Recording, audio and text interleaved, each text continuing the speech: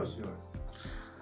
João, meu querido amigo, eu sou Geude Bortolozzi, nascido numa cidadezinha em Rio Claro, estado de São Paulo, que na época era mais dependente de Campinas do que outra coisa, porque tinha Companhia Paulista, todo mundo pegava o trem de graça, ia fazer compra, passear em Campinas, e Rio Claro foi ficando. Até que, de repente, Rio Claro acabou crescendo, e hoje é uma cidade importante, que eu gosto muito, é pena que eu tenho ido muito pouco para lá. Perdi meus pais, perdi meus tios, meus amigos, éramos 8 moleques que fazia e aprontava na cidade o dia inteiro, e desses 8 só sobrou eu por enquanto. E espero que eu ainda viva mais tempo. Mas a minha vida em Rio Claro era muito simples e muito humilde. E eu sabia que eu precisava estudar para ser alguém na vida, porque se eu dependesse dos meus pais e dos outros componentes da família, eu ia passar muito aperto na vida. Éramos 4 em casa, meu irmão e mais 2 meninas, e o meu pai tinha um objetivo, que eu agradeço até hoje, esse objetivo dele, formar os 4 filhos. E ele conseguiu. E quando eu estava me formando, terminou o científico, eu não sabia o que fazer. Eu quis fazer medicina, meu pai não tinha condições de me manter. Aí eu fui para Piracicaba fazer agronomia, fiquei reprovado em física, no exame oral de física. Naquela época o vestibular tinha exame escrito e oral. E eu fiquei reprovado no exame de física oral. E daí entrei em Rio Claro, que tinha faculdade, e fui fazer História Natural. Fiz o primeiro ano em Rio Claro, mas daí eu não tinha condições de continuar sem trabalhar e Rio Claro não tinha emprego. Aí eu acabei indo para São Paulo, me transferi para São Paulo na USP, e fiz os outros anos na USP em São Paulo, dava aula à noite, estudava de dia, e além do benefício financeiro, eu fui ganhando tempo para aposentadoria. Porque depois, quando chegou na idade de aposentar, o tempo que eu dava aula em São Paulo à noite, era no estado, foi contado para aposentadoria. E eu, ao invés de aposentar com 30 anos, com 25 anos, eu já estava aposentado. E foi a minha vida tocando desse jeito. O senhor terminou a graduação em São Paulo em que curso? Fiz curso de História Natural. Naquela época, História Natural abrangia Geologia e Biologia. Quando eu estava no fim, dividiu o curso em Biologia e Geologia. Então, alguns colegas meus foram para Biologia e eu fui para Biologia, e outros colegas foram para Geologia. E nesse meio tempo, eu fui chamado para vir para Botucatu, porque estavam precisando de professor em Botucatu. Vale lembrar que aquele tempo era instituto isolado, não era Unesp. Não era Unesp ainda, era a Faculdade de Ciências Médicas e Biológicas de Botucatu, e era um instituto isolado. Quando eu cheguei em Botucatu, o professor que dava aula para veterinária faleceu. Então, como eu estava acabando de chegar no departamento, falaram, você vai dar aula para veterinária, então. O diretor da faculdade de veterinária falou, não, para dar aula da veterinária tem que ser veterinário. Ele é biólogo, ele vai dar aula para biologia o dia que tiver biologia. Aí eu voltei para São Paulo e fui fazer mestrado, para aproveitar o tempo, porque eu não fui contratado em Botucatu. Mas um ano depois, esse diretor de Botucatu morreu. Aí o chefe do departamento me chamou, Geude, pelo amor de Deus, vem que nós estamos precisando de professor aqui. E eu então fiquei dando aula em Botucatu e fazendo pós-graduação em São Paulo. Dando aula na veterinária? E dando aula, não, na época era tudo junto ainda. Não tinha separado os cursos. E eu fiquei dando aula em Botucatu, do departamento de genética, e fazendo pós-graduação em São Paulo. Aí eu fiz o mestrado em São Paulo, me matriculei para o doutorado em São Paulo. Nesse meio tempo, vagou Botucatu, aí eu fiquei contratado definitivamente em Botucatu. E terminei o doutorado em São Paulo. Logo depois, 1 ano e meio depois, eu me candidatei para uma bolsa e fui para os Estados Unidos. E fiquei nos Estados Unidos 3 anos fazendo pós-doc, e na época eu trabalhava com drosófila, genética de populações de drosófila, que era a coisa mais útil para dar aula de genética, era a drosófila. Quando eu retorno a Botucatu, o que aconteceu? Havia separado os cursos, medicina, veterinária, agronomia e ciências biológicas. E eu fui dar aula para veterinária, porque eu substituí o professor da veterinária. E para dar aula de drosófila para veterinária não foi muito bom, porque os alunos falaram para mim: professor, está me dando mosquito, eu não vou trabalhar com mosquito, eu quero dar genética de boi, eu quero saber essas coisas. Aí eu comecei a ver que no Brasil ninguém fazia tipagem sanguínea de bovino. Todo mundo fazia de gente, mas de animais ninguém fazia. E eu comecei a estudar tipagem sanguínea de animais domésticos. Mas eu não tinha muito conhecimento e não tinha muita gente para me ensinar isso. Aí eu voltei para os Estados Unidos para mais de 2 anos e fui lá agora em Ohio. A primeira vez eu fiquei no Texas, trabalhava com drosófila, e a outra vez eu fui para Ohio, que já trabalhava com bovino. E fui aprender a fazer tipagem sanguínea de boi. Aí voltei, montei um laboratório desse em São Carlos, porque o meu orientador de mestrado tinha sido contratado como reitor em São Carlos, da Universidade Federal. Aí ele falou: ô Geudo, você vem para cá, vem trabalhar comigo e vai montar esse laboratório de tipagem sanguínea aqui em São Carlos. Então, eu consegui montar em São Carlos o laboratório. Até hoje funciona lá, com alunos que eu formei naquela época. E eu acabei ficando nesse Botucatu, São Carlos, querendo decidir minha vida, o que eu ia fazer. Ou eu ficava de vez num lugar ou no outro. Quando eu quis ficar definitivamente em São Carlos, o reitor de São Carlos, na época, que era o professor Saad, o Saad era meu vizinho em Botucatu e reitor em São Carlos. Para conversar com ele, às vezes eu ia em São Carlos para conversar com ele. Mas conversava com ele de frente de casa, churrasco, essas coisas. Mas assunto de universidade tinha que ser em São Carlos. E eu percebi que não ia me dar muito bem com o estilão dele. E eu falei: olha, eu vou ficar para Botucatu mesmo. E acabei ficando em Botucatu. Mas o destino escreve coisas...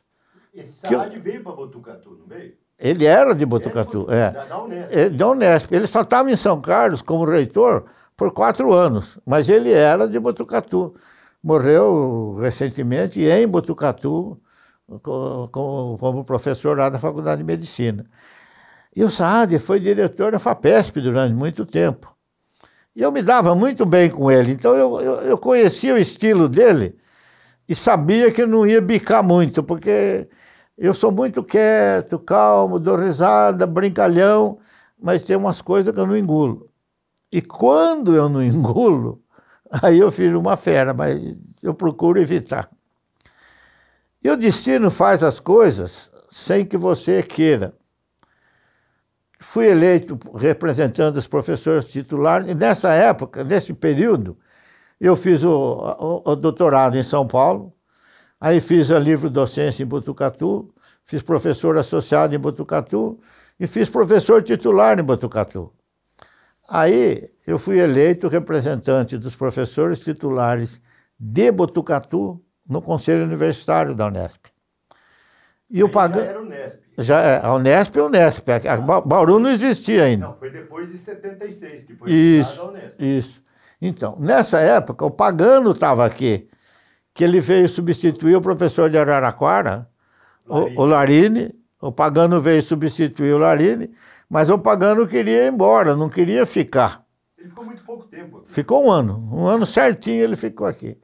E numa dessas reuniões lá em São Paulo, nós fomos almoçar juntos, eu era muito amigo dele, ele me falou: Geudo, você não quer ir para Bauru, não?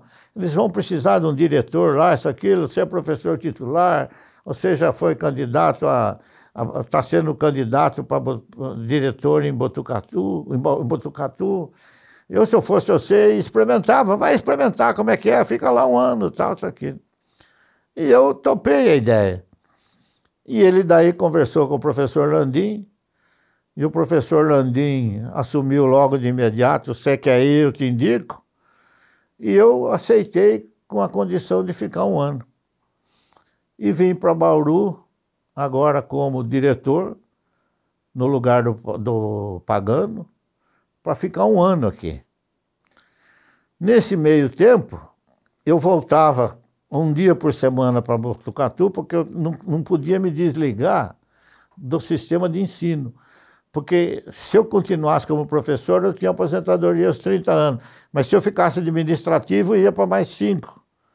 Então eu ia um dia por semana para Botucatu só para dar aula. Dava aula na pós-graduação e orientava meus alunos lá, que eu já orientava antes. Né? Eu queria que o senhor fizesse um parênteses, coisa que nenhum entrevistado falou. Por que o professor Paulo Milton Barbosa Landim virou reitor? O senhor se lembra muito bem. Ele era vice do professor Jorge Nagli. É. O professor Jorge Nagli topou de estadualizar se ele fosse secretário da Ciência e Tecnologia. Isso. E aí o Landim, eu queria que o senhor contasse isso. É. Então, na época, existia uma coisa interessante que durou por muito tempo. Botucatu tinha medo de Bauru, porque achava que Bauru tinha uma influência política muito grande e que Botucatu não tinha essa influência política.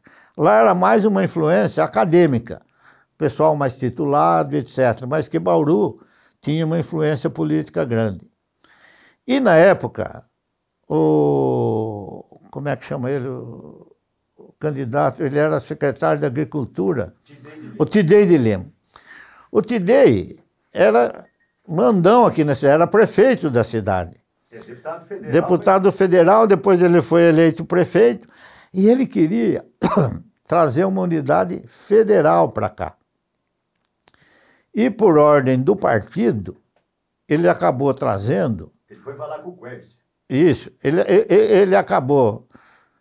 Primeiro o Quércia queria se livrar, olha, as histórias vão imbricando aí. O Quércia queria se livrar dos gastos que tinha com as universidades. Cada reitor tinha que ir lá em São Paulo, no governador, pedir dinheiro.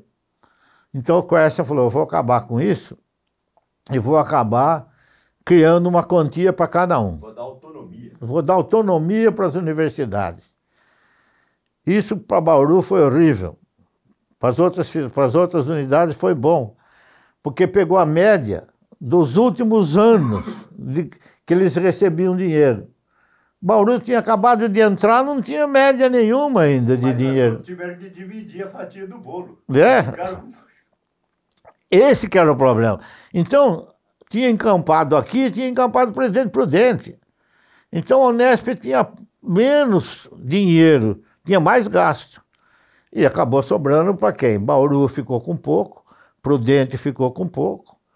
Depois eu volto a falar nisso se for o caso. Mas, naquela época, o Jorge Nagli fez um acordo para encampar Bauru e ganhou uma secretaria de educação para ele tocar. E vagou o cargo de vice-reitor, vagou o cargo de reitor. E o Landim era vice-reitor. E acabou assumindo e depois foi eleito reitor. Então, você vê, as histórias são todas complicadas assim. Aí chegou o dia de eu vir para Bauru. Falei, bom, um dia acordei, o telefone tocou, o Landim falou, acabei de indicar você para diretor em Bauru, pode pegar o seu carro, vai embora para Bauru e assuma lá. Aí eu falei, puxa vida, o que eu vou fazer em Bauru?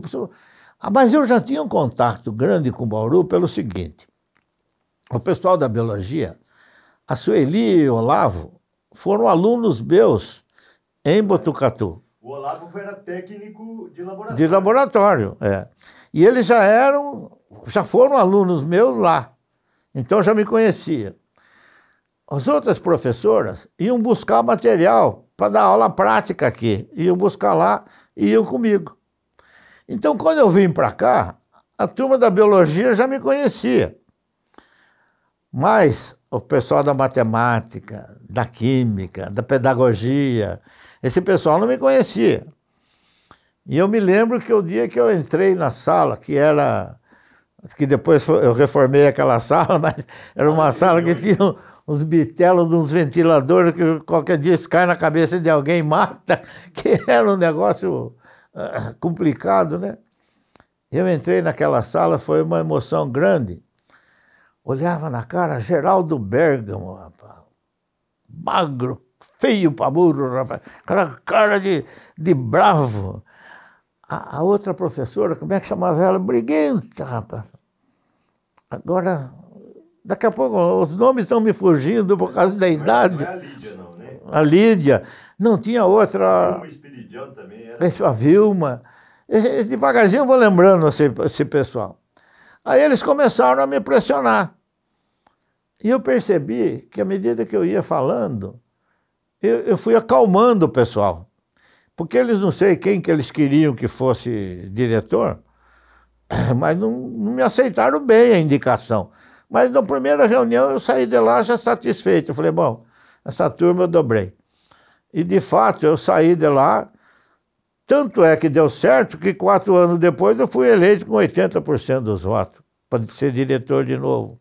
Quer dizer, então, o senhor ficou no mandato 2 anos como... 2 anos. Eu fiquei 4 anos como indicado, instalou todos os departamentos, foi criado todos os órgãos, aí abriu o processo eleitoral. E o senhor já dava aula no curso de Ciências Biológicas aqui também? Não, eu estava dando aula em Botucatu, na pós-graduação lá.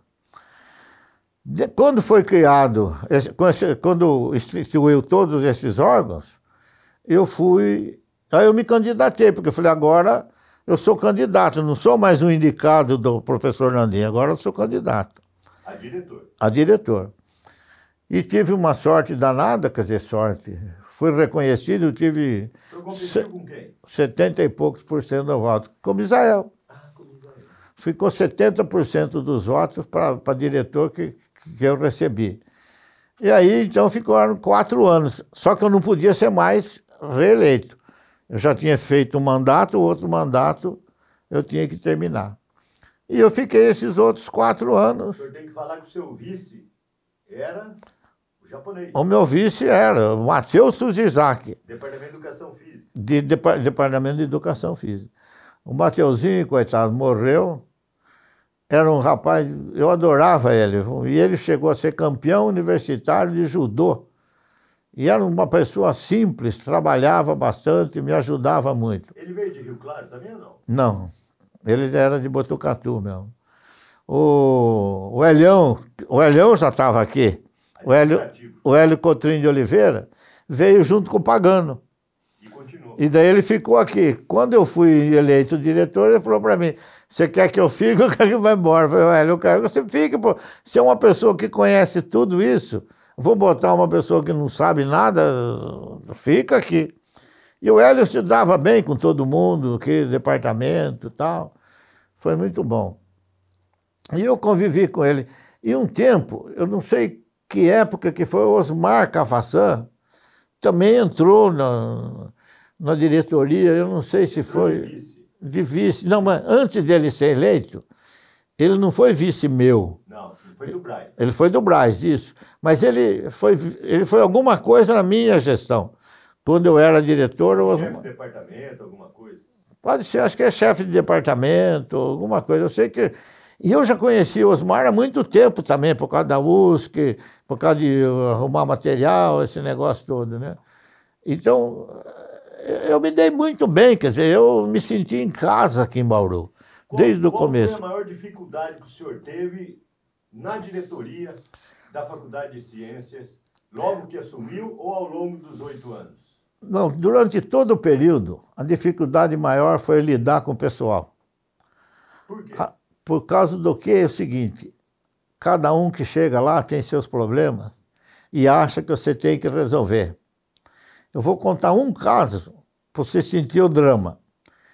Tinha uma moça que ia lá a cada 15 dias que ela queria transferir para o colégio técnico. que ela tinha parente, ela tinha não sei quem lá, tal, isso, aquilo. E eu fazendo de tudo para...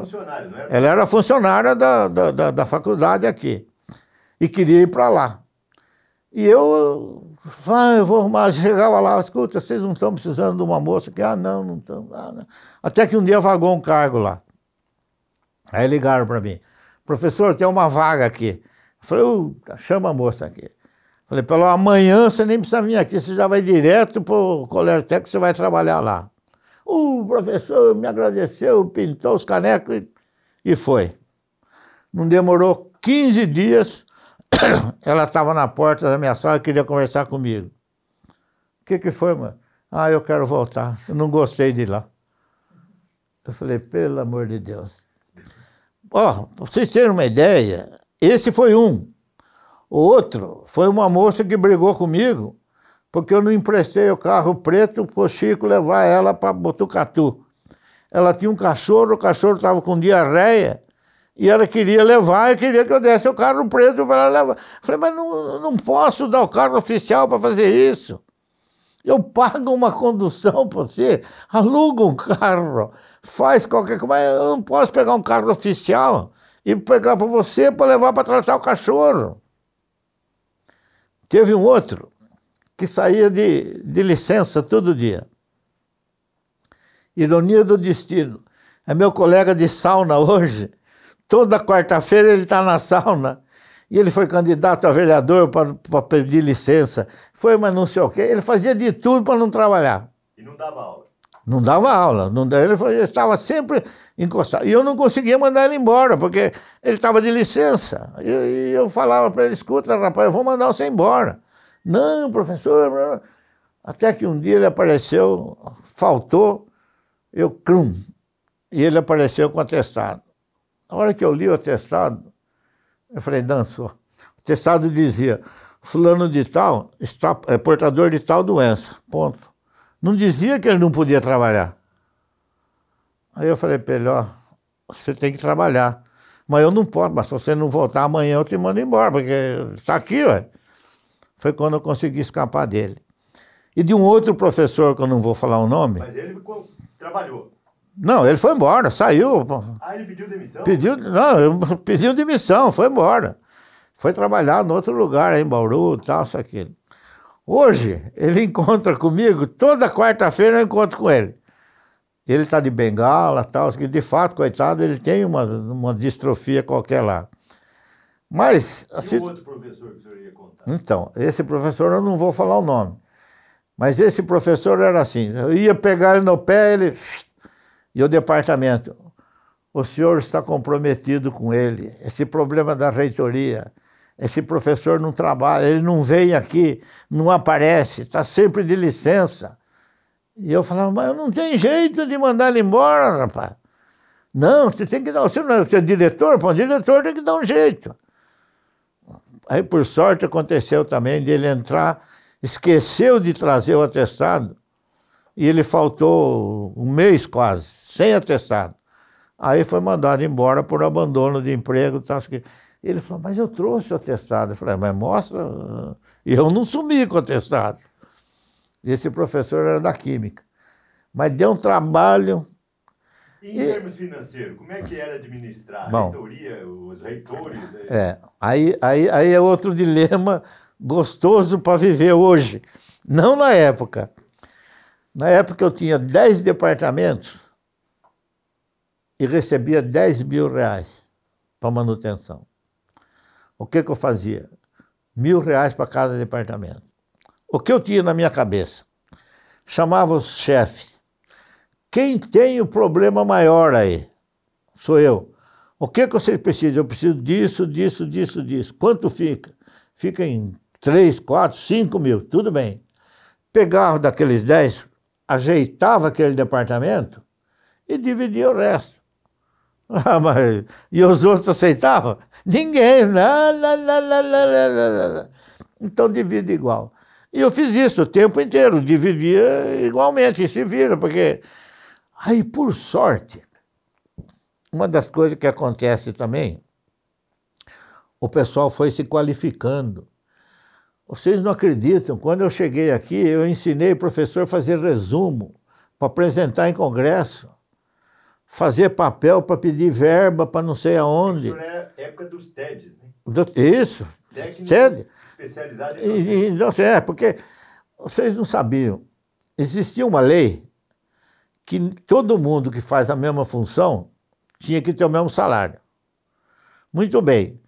Aqui tinha um doutor, ou dois, acho que 2 doutores. Então, se esses 2 doutores ganhavam X, o restante tinha que ganhar a mesma coisa. Porque estava dando aula. Não tinha jeito de separar. Mas como é que faz isso? Aí criou o TED, técnico docente especializado, não sei o que, tal, em docência. Com isso, equiparou o salário. Todo mundo ganhava igual como doutor. Só que alguém teve a brilhante ideia de colocar, durante o período de 5 anos, tem que fazer mestrado e doutorado, o que eu achava um absurdo. E eles conseguiram. A maioria deles, com exceção de uma professora da química e uma outra professora da biologia. O resto conseguiu fazer o mestrado e o doutorado em 5 anos. Aí eles passaram a receber como doutor, sendo doutor. Porque no começo, eu ia para São Paulo, os caras olhavam para mim e falavam, Geúde, como é que pode? O cara lá é auxiliar de ensino e ganha como doutor. Eu falava, mas não sou eu que pago, é a reitoria que paga. Você tem que ser... Mas é lei, velho. Você não podia fugir daquilo. Foi uma norma da reitoria, né? Foi. Para dar tempo deles qualificarem. Para acertar. Porque a grande especialidade de Bauru era ensino. Sim. Ninguém fazia pesquisa nem extensão. E das outras faculdades era o contrário. A maioria queria fazer pesquisa, extensão e muito pouco se preocupar com o ensino. Na sua época, na faculdade de ciência, o senhor contratou muitos docentes, né? Contratei. Inclusive o professor Oshino, fui eu que contratei. Ele era de Botucatu. Era de Botucatu, se aposentou lá, falei, Oshino, vamos embora comigo para Bauru. O Oshino veio, deu aula aqui, orientou aluno, tudo. Tem, né? Morreu também, coitado. Mas foi só aposentar, morreu. Aposentadoria, só abrindo um parênteses, é um negócio bom e ruim. Eu tinha um motorista, o Chico, foi 8 anos meu motorista, louco para se aposentar. Se aposentou, morreu. Falei, puta merda, porque você não ficou trabalhando comigo? Não era melhor? Coitado, rapaz. E quase todos esses caras, rapaz. Eu tenho perdido muitos amigos recentemente, porque a idade foi passando, eu já estou com 85 anos, não sou mais criança. Pô. E esses caras da minha idade também competindo a mesma coisa, né? E esse pessoal vai aposentando e vai morrendo, né? E o senhor orientava ou indicava professores, por exemplo, de Botucatu ou Araraquara, para orientar os docentes da Faculdade de Ciências? Muitas vezes eu fui a Botucatu falar com o professor de lá, amigo, falei para ele, olha, vou mandar 2 caras aqui, você pega para orientar, porque eu preciso que eles façam mestrado e doutorado. Se você não fizer isso, você vai me complicar a vida e vai complicar a vida deles também. Em todas as unidades lá, agronomia, medicina, biologia, veterinária? Não em todas. Por exemplo, medicina não adiantava falar, porque não podia. Mas quando eu ia para o conselho universitário, eu encontrava todo esse pessoal lá das outras unidades. Então eu falava, escuta, você está precisando de alguém na sua área de dentista aí para fazer... Não, às vezes alguém falava, puxa, eu precisava de alguém que se interessasse por tal coisa. Psicologia, qualquer área aí. Química. Aí eu direcionava, falava, olha, fulano de tal, procura, vai em Campinas. Teve um professor aí, falei, vai para Campinas, procura fulano de tal, que ele está precisando de gente da área de química para orientar. E deu certo. A grande vantagem de tudo isso é o seguinte, não é vantagem. O que foi bom é que o pessoal respondeu à altura. Então, eles tinham uma pressão grande para fazer mestrado e doutorado em 5 anos. E conseguiram. Pô, isso para mim era uma alegria tremenda, porque eu falava, pô, eu estou forçando, ajudando. Quantas vezes eu ficava lá e falava para ele, escuta, vai para o congresso tal, eu te pago uma passagem, vai lá. Porque eu também não tinha muita autonomia, eu tinha uma certa liberdade.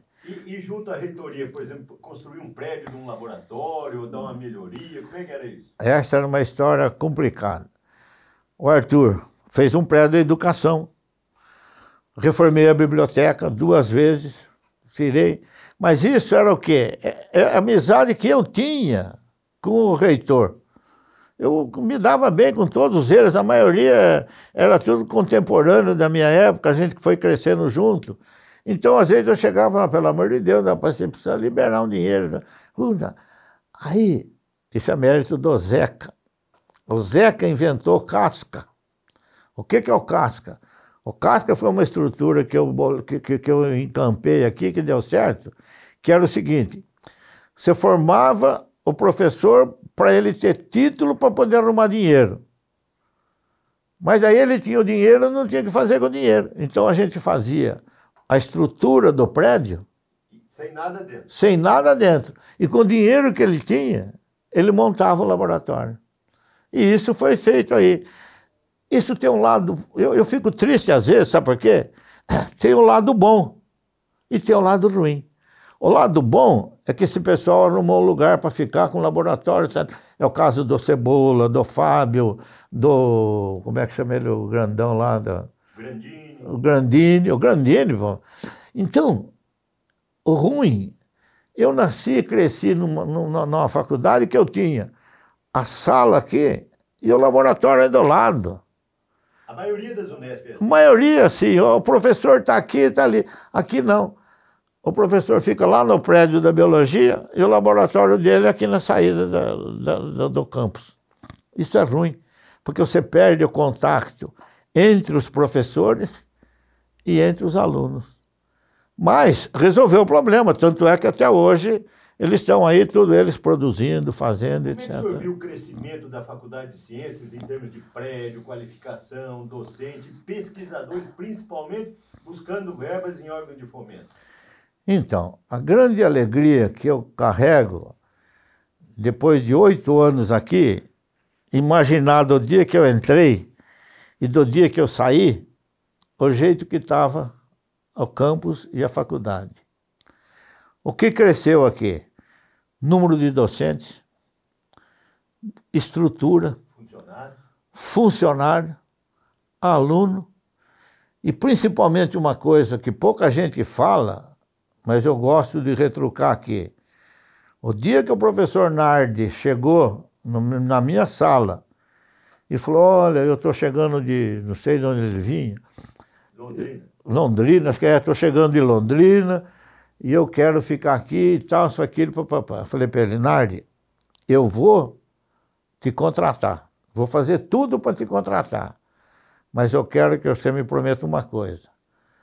Você é a pessoa mais capacitada para montar uma pós-graduação na área de educação. E eu quero contar com você para fazer isso. E ele fez.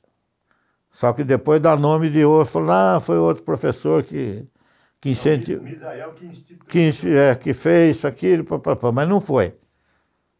Não foi. O Nardi sabe que não foi.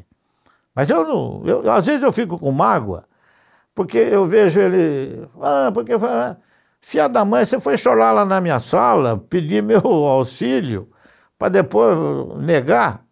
Não quero que você reconheça isso, mas de vez em quando a gente quer. Isso é verdade. E eu sei que montar a pós-graduação foi um negócio fantástico aqui, que cresceu muito, aumentou o número de alunos, aumentou pesquisa, aumentou verba e aumentou, o que é mais importante, o conceito da faculdade.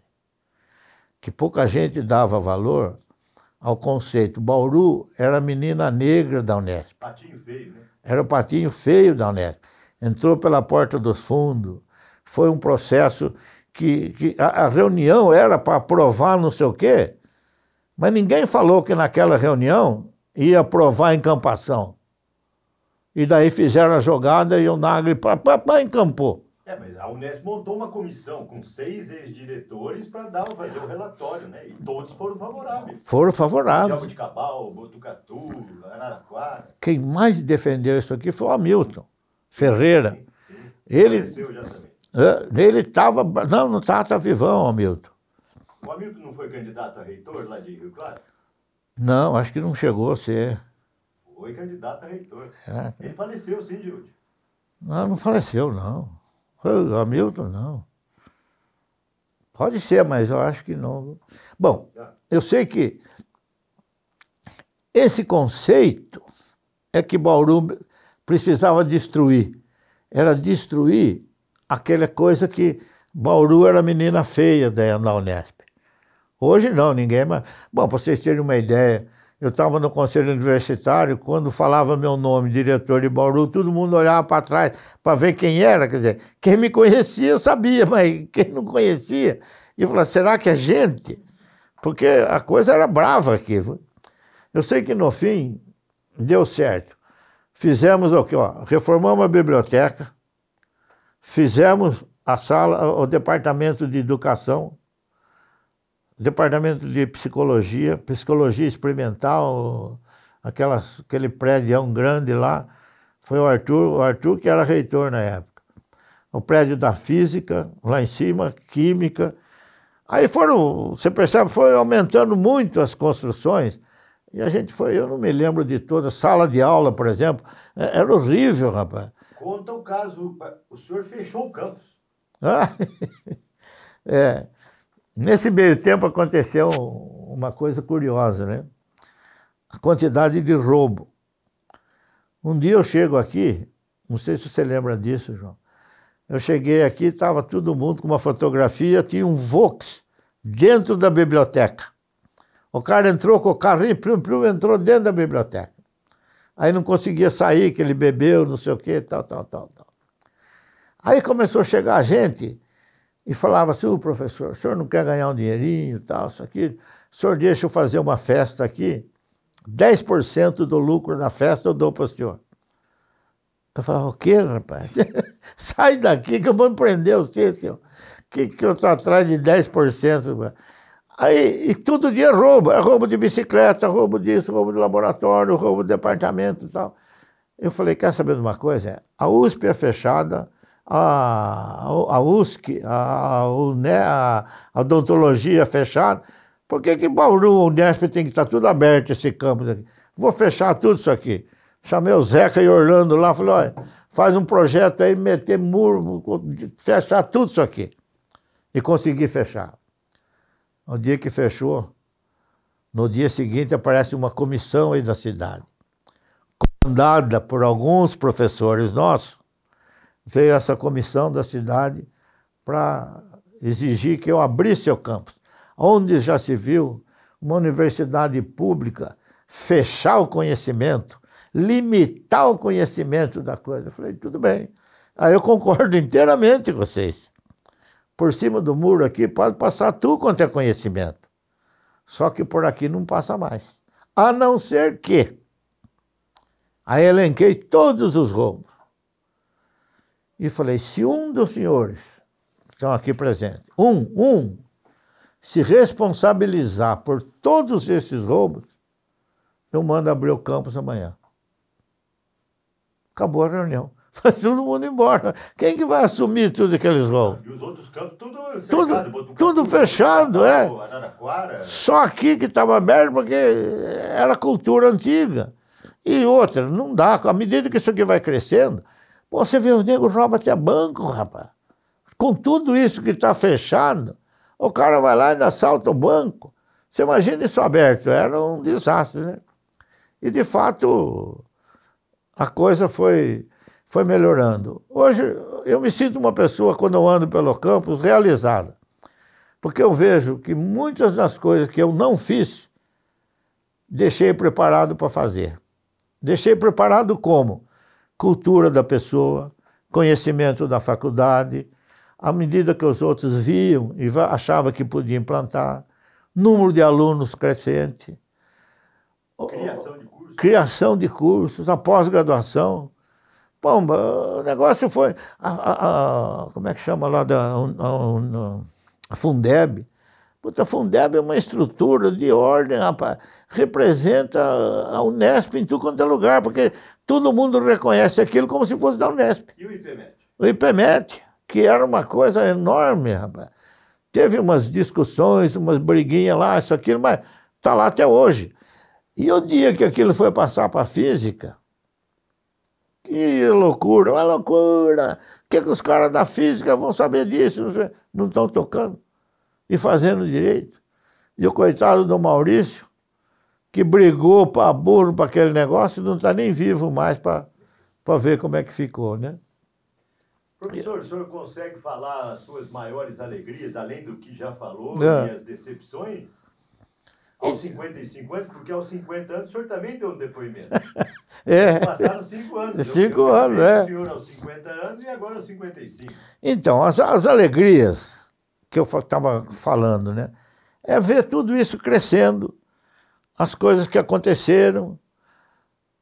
Hoje você vê quantidade, na época nem carro a gente conseguia, rapaz. O nego um dia falou para mim, como é que o senhor tem um carro preto e nós não temos ônibus? Eu falei, mas são verbas diferentes, eu não posso comprar um ônibus. O carro preto, se eu não comprar, eles levam embora. Então, eu sinto, assim, pessoalmente, eu melhorei muito essa faculdade. Eu acrescentei muito. Numa época que pouca gente valorizava isso aqui. Ninguém acreditava muito no futuro de Bauru. Achava que ia ser mais alguma coisinha, encampou aquele negócio todo. E eu precisava de alguém, e pouca gente reconhece isso, uma pessoa que tivesse ligação entre eles. Então, às vezes, um professor ia fazer um protesto na reitoria, chegava para mim e falava, Júlio, tal coisa, tal coisa. Eu falei, não é assim. Eu falei, então tá bom. Então, você pensa que se ele não me conhecesse, ele ia falar bobagem lá. Praticamente o senhor coordenou muito. E sem aparecer, quer dizer, e outra, não lutei para isso. Acontecia. Chegava lá, eu tinha um gênio, não sei se vocês lembram, eu estava sempre rindo, brincando, contando piada, mesmo nas horas mais difíceis eu dava uma saída, tal, aquilo. E isso eu acho que colaborei. Agora, aspecto triste, sempre vai ter um ou outro, mas eu tenho um espírito, por exemplo, eu não guardo mágoa disso. Se você perguntar hoje para mim, qual a grande mágoa que você tem? Para falar a verdade para você, minha grande mágoa hoje é que perdi o Landim e perdi o Pagano. Duas pessoas que foram 99% responsáveis para eu estar aqui. E eu gostaria muito que eles estivessem aqui hoje para ver como é que está. Porque cada um tem um gênio. O Pagano tinha um gênio bravo, mas ele adorava isso aqui. Vocês nunca vão saber a contribuição do Pagano em fazer com que muitos médicos deixassem de ser professor aqui, porque aqui era bico. Não era para seguir carreira, aqui era bico. Então ele era médico na cidade, mas dava aula aqui para ganhar um dinheirinho. O Pagano foi limpando tudo isso. Quando eu assumi, não tinha mais nada disso. Foi uma grande coisa que aconteceu, mas a gente não pode fazer propaganda disso e nem... Quer dizer, ele pagou o preço por isso. Porque muita gente não gostava dele, porque perdeu o marido, perdeu a mulher que dava aula aqui, isso, aquilo, papapá. Coisas que... Outra coisa que eu fiz, que outro dia uma pessoa, até lembrei agora porque me emocionou muito. Estou numa festa lá do tênis, e uma mulher, me falaram que o senhor é o professor Jeúde, que era diretor lá da faculdade e tal, sou eu. Posso dar um abraço no senhor? Pois não.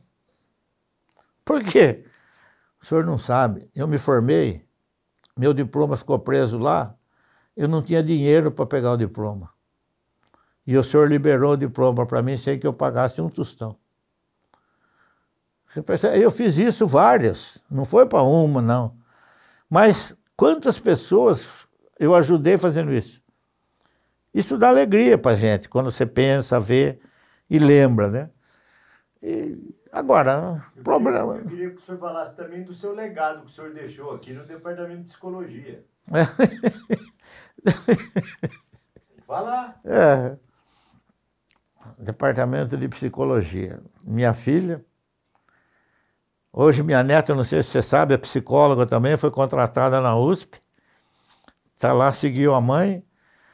Ana Cláudia está firme lá na psicologia. O senhor que incentivou ela a fazer mestrado, doutorado, prestar concurso? Foi tudo direto. Ela, sabe daquelas que você não dá trabalho? Ela foi só fazendo curso, fazendo... Ela só não faz professor titular porque eu falei, fica onde você está que tá bom. Porque você vai gastar um tempo, vai gastar uma fortuna, a não ser que você queira ser diretora, reitora, aí é outro problema. Não incorpora mais do jeito do seu tempo. Não incorpora coisa, o salário, a diferença é pequena. Só dor de cabeça. Só dor de cabeça. Então, a Cláudia é meu orgulho dentro da universidade, quer dizer, eu gostaria que as outras duas filhas fossem assim. Uma foi fazer jornalismo. Ganha muito mais do que eu trabalhando numa firma aí, como jornalista e divulgadora, do que se ela tivesse na carreira universitária. E a mais nova foi interessante, até vou contar a história. Ela chegou um dia para mim e falou, pai, eu falei, o que você vai fazer da vida, filha? Não sei o que eu vou fazer, tal, isso, aquilo, só tem uma coisa, eu não quero estudar em São Paulo. Falei, ótimo, então você faz um curso aqui em Bauru, tem direito, tem toda a faculdade, tal, isso aqui. Aí ela falou assim para mim, eu quero ir para os Estados Unidos. E eu inscrevi ela num programa do Rotary. E ela ganhou uma bolsa do Rotary e foi para os Estados Unidos. Ficou um ano lá. Voltou de lá, para a gente é um sofrimento enorme, porque ela tinha 16 anos. Ficar um ano fora, você fica com o coração que não tem tamanho, né? Ainda mais caçula. Nasceu 11 anos depois da Ana Cláudia. Quer dizer, era quase filha da Ana Cláudia, né?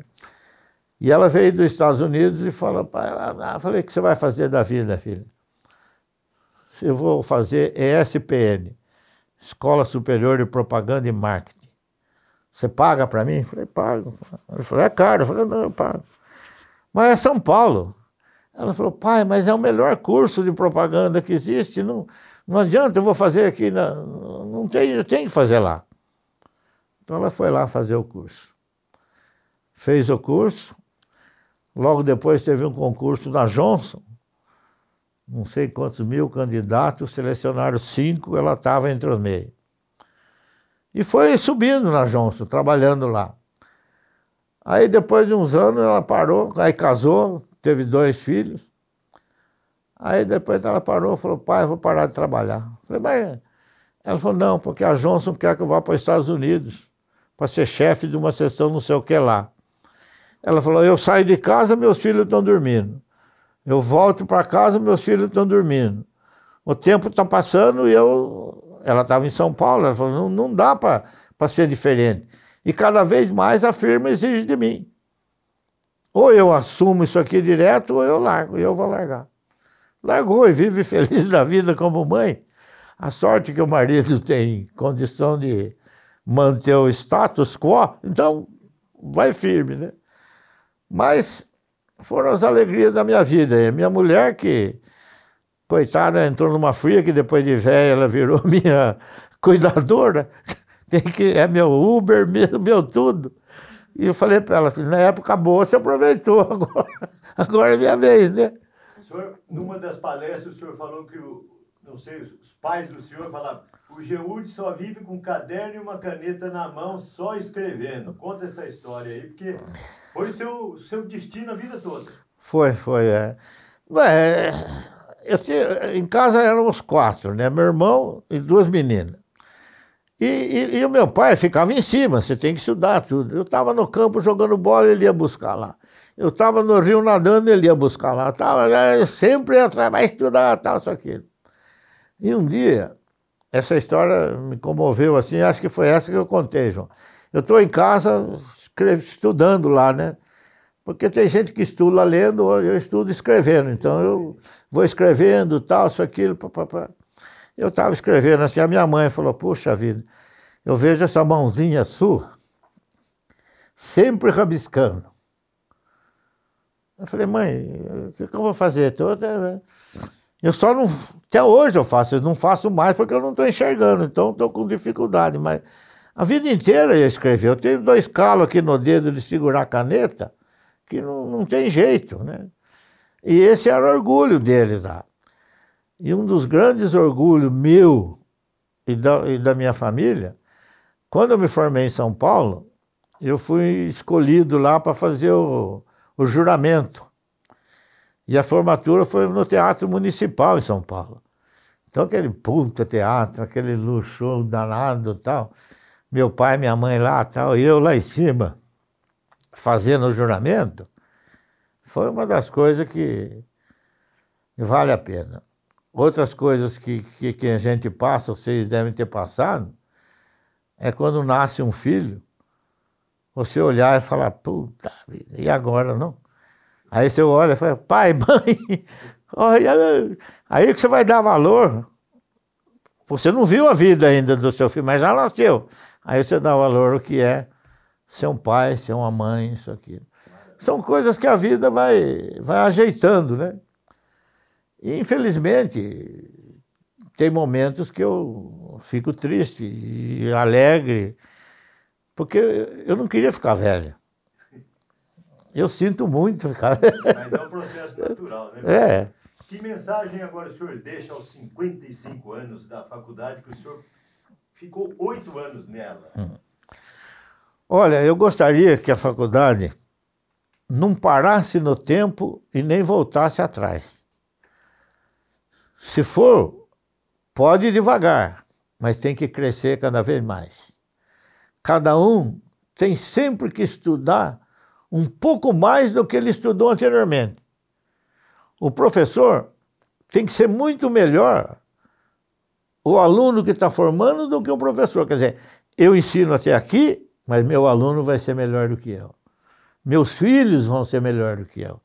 Então eu gostaria que a Unesp Bauru, e isso vale para as 3 faculdades, hein?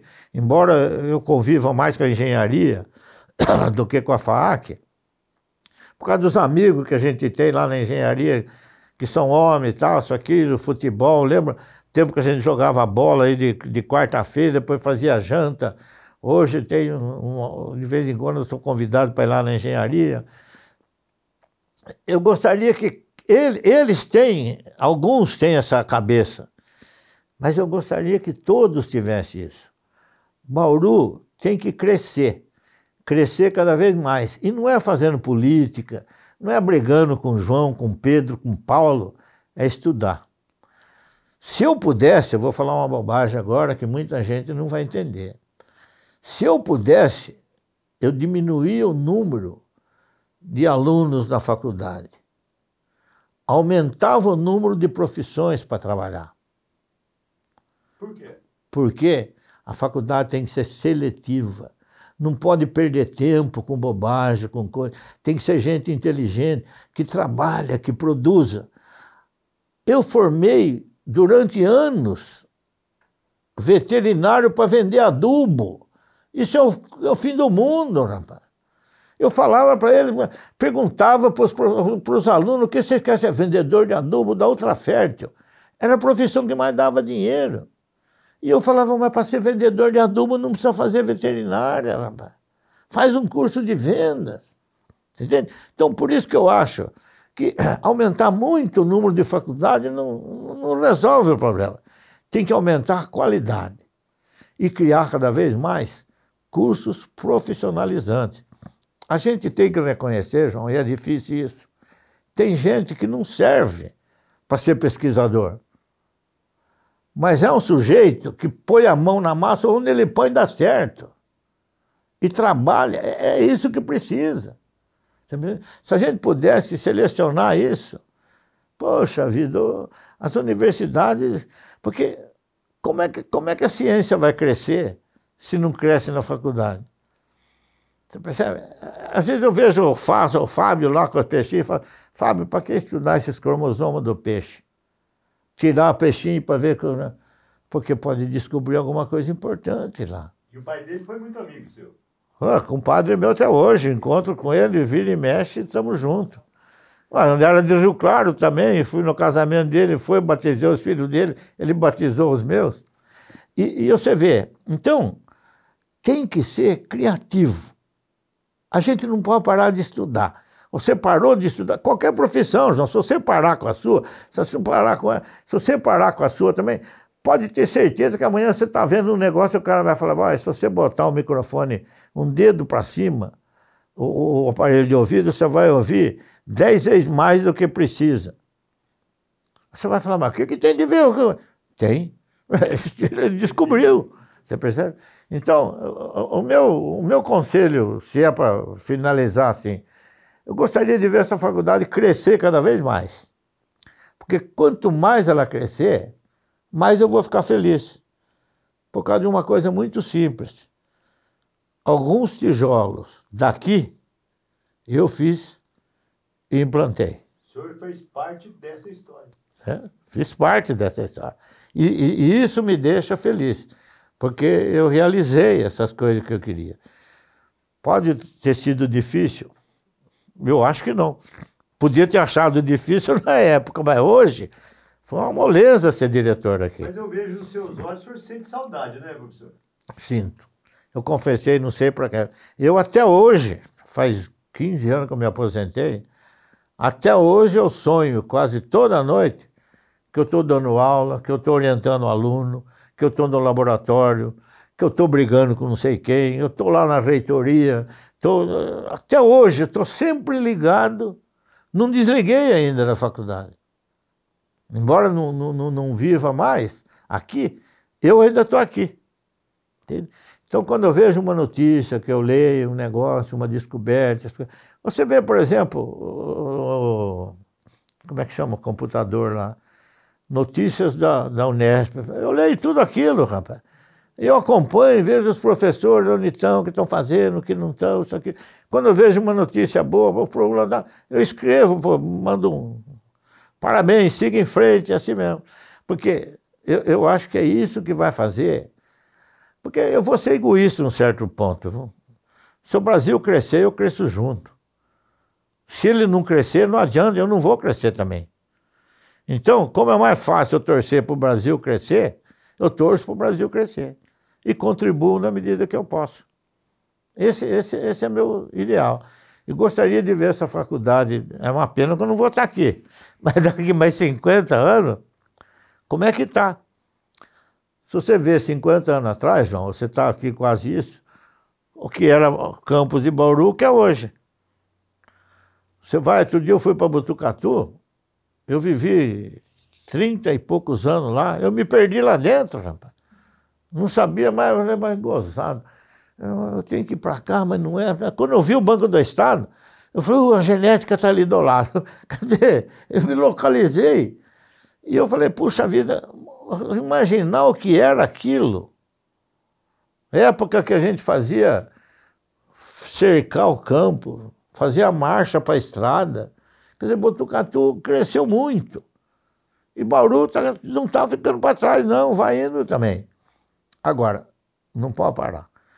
Eu fico triste quando eu vejo notícias de coisas que não tem nada a ver com a universidade, os caras estão preocupados. Não é isso, não. É estudar, trabalhar, rezar para Deus ajudar e tocar o barco. Parabéns, professor. Obrigado. E gostaria só de finalizar, dizer do meu lamento a perda do Landim e do Pagano. Eu convivi muito com eles e tudo que eu vivi em Bauru, eu devo aos dois. Um que indicou e o outro que nomeou. E por isso que eu gostaria de deixar expresso o meu sentimento. Da onde eles estão recebendo essa mensagem?